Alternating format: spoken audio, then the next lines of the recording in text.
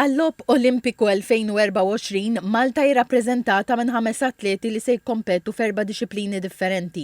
Dawn huma Katrina Esposito fil-ġudo, Gianluca Ketkuti fit-trap, Beppe Grillo fl-atletika, Sasha Gatt u Kyle Mikalle fl-awm.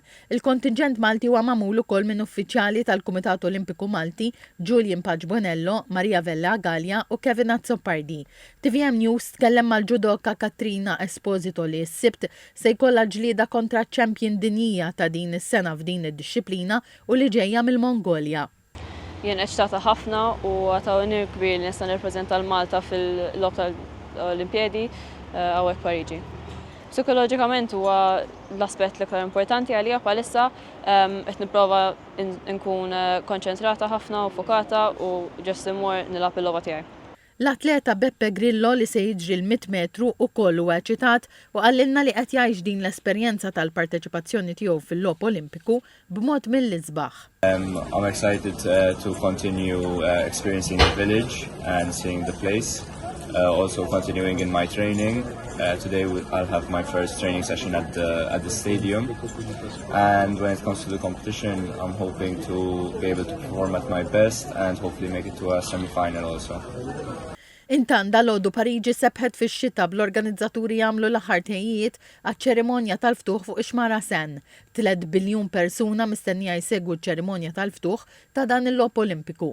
L-organizzaturi pruvaw iżommu sik ta' kemm jistgħu dwar din iċ-ċerimonja bid-direttur artistiku jgħid li din se tkun ċelebrazzjoni ta' relazzjoni li Pariġi u Franza għandhom mad-dinja. Għal dan l-avveniment tal-logħob Olimpiku Franza tħaddem l-iktar operazzjoni ta' sigurtà tagħha.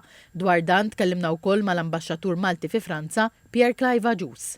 Preparamenti kbira, security kbira ħafna, kollox però organizzat, clockwork, għandna l-Prim Ministru u l-Ministru tal-Sports tal-Edukazzjoni hawnhekk ġo Pariġi, dal-għodu ltqajna wkoll mal-atleti Maltin u qed nistennew issa is-serata tkompli l-lejla dak li Franza għandu jkun spettaklu favolus li qed nitkellmu fuq.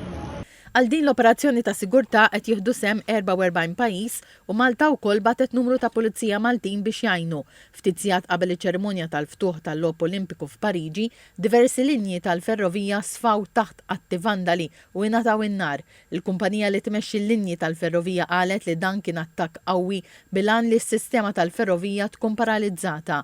Il-Ministru tat-Trasport Franċiż ikkundanna dan l-attakk u se jaħlu wieħed malizzjuż. Kawża ta' dawn l-attakki li fih diversi linji tal-ferroviji nataw in-nar intlaqtu 800,000 passiġġier u dan mistenni jolqod vjaġġi bil-ferroviji anke matul tmiem il-ġimgħa.